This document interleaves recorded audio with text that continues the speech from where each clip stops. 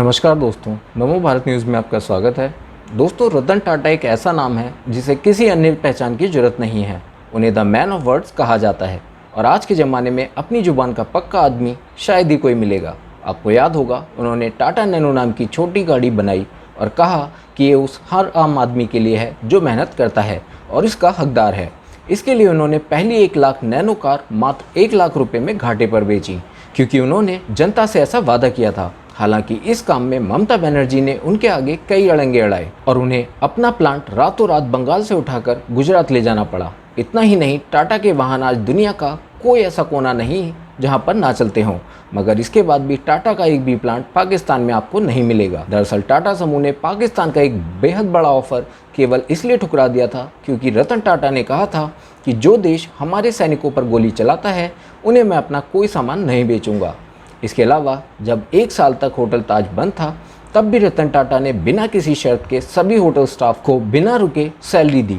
इसके अलावा भी इसके बाद जितने भी आसपास के छोटे मोटे लोग होटल ताज के नाम पर रोजी रोटी कमाते थे, उन्हें भी कई दिन तक गुजर बसर के लिए पैसे देते रहे। 26/11 हमले के 2 हफ्ते बाद रतन टाटा ने आतंकी हमले से प्रभावित परिवारों को राहत देने के लिए ताज पब्लिक सर्विस वेलफेयर ट्रस्ट बनाया था। ट्रस्ट का काम 26/11 हमले तक ही सीमित नहीं, बल्कि युद्ध, आतंकवादी हमले, बम विस्फोट या प्राकृतिक आपदाओं से प्रभावित किसी भी भारतीय की सहायता तक है। देश की आज़ादी के पहले से टाटा घराना कारोबार जगत में अपनी धमाक जमाए हुए है।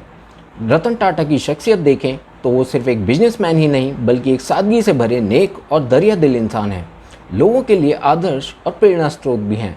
वे अपने समूह से जुड़े छोटे से छोटे कर्मचारी को भी अपना परिवार मानते हैं और उनका ख्याल रखने में कोई कसर नहीं छोड़ते। इसके कई उदाहरण सामने हैं, लेकिन उनके बदले की भी एक कहानी है जो बड़ी दिलचस्प है और एक मिसाल है। आइए आपको इसके बारे में विस्तार से बताते हैं। उसके लिए आप हमारी इस वीडियो के साथ अंत तक जुड़े रहें और इस वीडियो को ज़्यादा से ज़्यादा मात्रा में शेयर करें। बाकी अगर अब तक आपने हमारे चैनल को सब्सक्राइब नहीं किया है तो जल्दी से इसे सब्सक्राइब कर लें और इसके साथ ही बेल आइकन को दबाना ना भूलें। टाटा समूह का यह है इतिहास। सबसे पहले बात करते हैं रतन टाटा के नेतृत्व वाले टाटा ग्रुप की। तो बता दें, आज़ादी से पहले शुरू हुई कंपनियों में टाटा समूह का नाम सबसे ऊपर आता है। देश को नमक से लेकर लग्जरी कार तक बनाकर देने वाले समूह के कारोबार की शुरुआत 1868 में हुई थी। आज आईटी सेक्टर की सबसे बड़ी कंपनी टीसीएस, मेटल सेक्टर में टाटा स्टील, ऑटो सेक्टर में टाटा मोटर्स के साथ इंडियन होटल कंपनी इस समूह का हिस्सा है। इसके अलावा एयर इंडिया के जरिए जहां टाटा समूह एविएशन सेक्टर में बड़ा नाम है, तो वाहनों के मामले में जैगुआर और लैंड रोवर ब्रांड भी टाटा के हाथ आ चुके हैं। जमशेद जी टाटा द्वारा 1903 में इंडियन होटल्स कंपनी की स्थापना की गई थी। मुंबई में ताजमहल पैलेस आज देश की पहचान बन चुका है। अपनी कंपनी में कर्मचारी की तरह काम। बड़े कारोबारी ग्रुप की कमान संभालने से पहले रतन टाटा ने एक कर्मचारी की तरह 70 के दशक में टाटा स्टील जमशेदपुर में काम किया, बारीकियां समझी और फिर अपनी मेहनत और काबिलियत की दम पर घरेलू कारोबार को बुलंदियों पर पहुंचाने का काम किया। रतन टाटा की कुछ खास बातों पर नजर डालें जो लोगों के लिए प्रेरणा है। पहला, काम का मतलब पूजा। रतन टाटा के लिए काम करने का मतलब पूजा करना है। इनका कहना है कि काम तभी बेहतर होगा जब आप उसकी इज्जत करेंगे। दूसरा, सभी से प्यार भरा व्यवहार।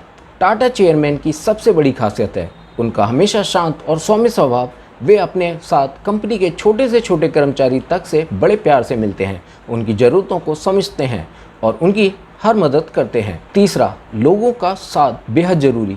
दिग्गज उद्योगपति के मुताबिक अगर आपको किसी काम में सफलता पाना है तो उस काम की शुरुआत भले ही आप अकेले कर रहे हों, लेकिन उसे बुलंदियों तक पहुंचाने के लिए लोगों का साथ जरूरी है।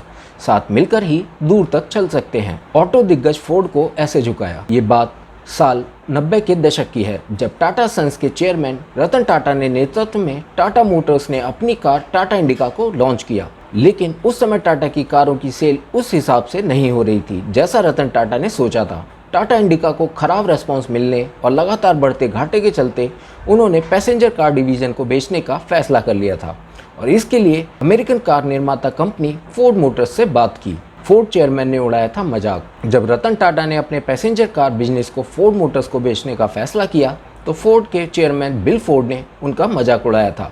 बिल फोर्ड ने उनसे कहा था कि अगर आपको कुछ जानकारी नहीं है तो फिर आपने पैसेंजर कार डिवीज़न की आखिर शुरुआत ही क्यों की। बिल यहीं नहीं रुके और उन्होंने यह कहा कि अगर हम आपके इस बिज़नेस को ख़रीदते हैं तो यह आपके ऊपर एक एहसान होगा। बिल फोर्ड की बातें उनके दिलो दिमाग में घर कर गईं। इस मीटिंग के बाद उन्होंने पैसेंजर कार बिजनेस को बेचने का फैसला टाल दिया और फिर भारत में ऑटोमोबाइल क्षेत्र में क्रांति लाने के लक्ष्य में जुट गए। उन्होंने साबित किया कि असफलता सफलता की ही सीढ़ी होती है।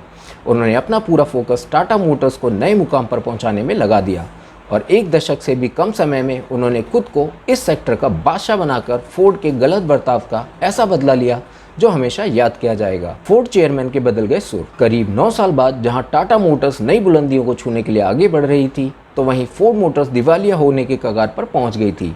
इस दौरान रतन टाटा के समूह ने फोर्ड के जैगुआर और लैंड रोवर ब्रांड को खरीदने की पेशकश कर डाली। इस डील को लेकर जब रतन टाटा और बिल फोर्ड की मीटिंग हुई तो फोर्ड के चेयरमैन बिल फोर्ड के सुर बदले हुए थे।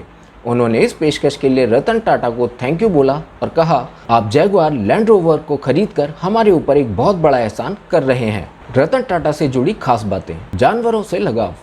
रतन टाटा को जानवरों, खासतौर पर स्ट्रे डॉग से खासा लगाव है। वे कई गैर सरकारी संगठनों और एनिमल शेल्टर्स को दान भी करते रहते हैं। हर विपदा में आए आगे। बीते 2 सालों में पूरी दुनिया समेत भारत ने कोरोना महामारी का सामना किया। इस दौरान रतन टाटा ने दिल खोलकर मदद की। कोविड-19 के दौरान संक्रमण से बचाव के लिए सहयोग देते हुए 500 करोड़ रुपए दान दिए। इसका उपयोग पीपीई किट, टेस्टिंग किट और अन्य सामानों के लिए हुआ। छात्रों की शिक्षा में योगदान। रतन टाटा आर्थिक तंगी से जूझने वाले छात्रों की भी मदद करने में आगे हैं। उनका ट्रस्ट ऐसे ही छात्रों को स्कॉलरशिप देता है। ऐसे छात्रों को JN. Tata endowment, sir Ratan Tata scholarship और टाटा स्कॉलरशिप के जरिए मदद दी जाती है। रतन टाटा का सबसे बड़ा दर्द। बीते दिनों रतन टाटा ने बुजुर्गों की सेवा के लिए एक स्टार्टअप गुड फेलोज में निवेश का ऐलान किया है।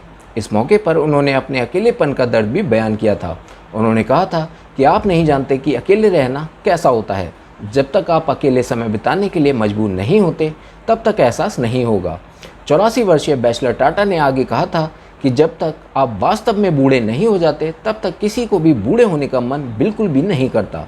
उन्होंने बुजुर्गों के अकेलेपन की समस्या दूर करने के लिए ऐसे स्टार्टअप शुरू होना खुशी की बात कही है। एयर इंडिया को फिर बनाया अपना। रतन टाटा ने 69 साल बाद अपनी एयर इंडिया को वापस अपने समूह में शामिल करने में सफलता पाई। लंबे अरसे के बाद एयर इंडिया में सरकार की पूरी हिस्सेदारी टाटा सन्स की सब्सिडियरी कंपनी टैलिस प्राइवेट लिमिटेड को ट्रांसफर कर दी गई।